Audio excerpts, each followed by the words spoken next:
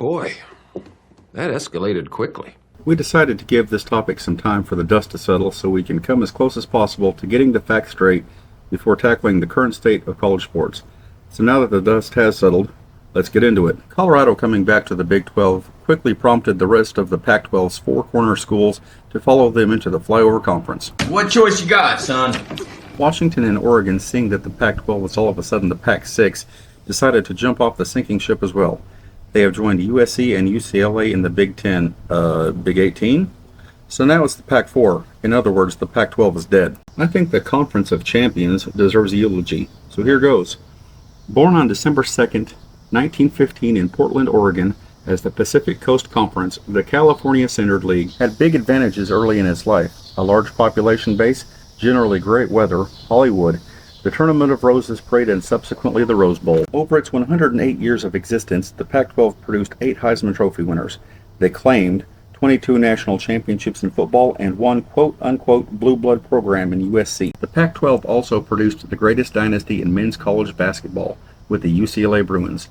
It produced 2 of the 3 dynasties of college softball with, again, the UCLA Bruins and Mike Candrea's Arizona Wildcats. Bear down. In total, the Pac-12 produced 14 national titles in men's basketball, 6 in women's basketball, 25 national titles in softball, and 28 in baseball. They also won more national championships in the less popular sports than I care to count. The Pac-12 had a great, long run, but honestly, it will probably only be missed by the very proud Rose Bowl crowd.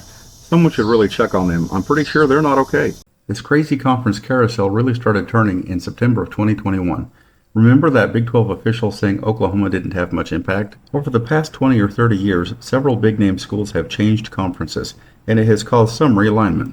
But when Oklahoma announced the jump to the SEC, it set off this massive tectonic shift that has turned all of major college sports upside down.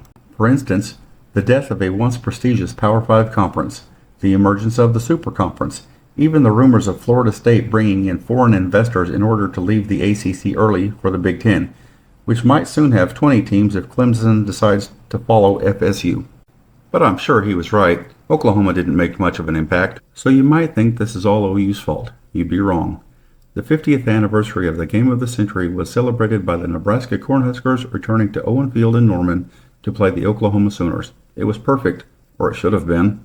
Fox Sports held first choice rights for Big 12 football, and they insisted that OU Nebraska would be their premier game of the week. This meant yet another 11 a.m. kickoff.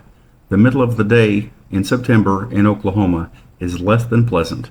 I've wondered for years if the TV execs were actually trying to kill us. This has been going on for so long that 11 a.m. kickoffs have unaffectionately been nicknamed Rooster Kickoffs. Sooner Nation is, to say the least, sick of it. Upon receiving the big noon kickoff news, Sooner AD Joe Castiglione went straight to the then Big 12 Commissioner Bob Bowlesby to ask for help in making the 50th anniversary game a night game.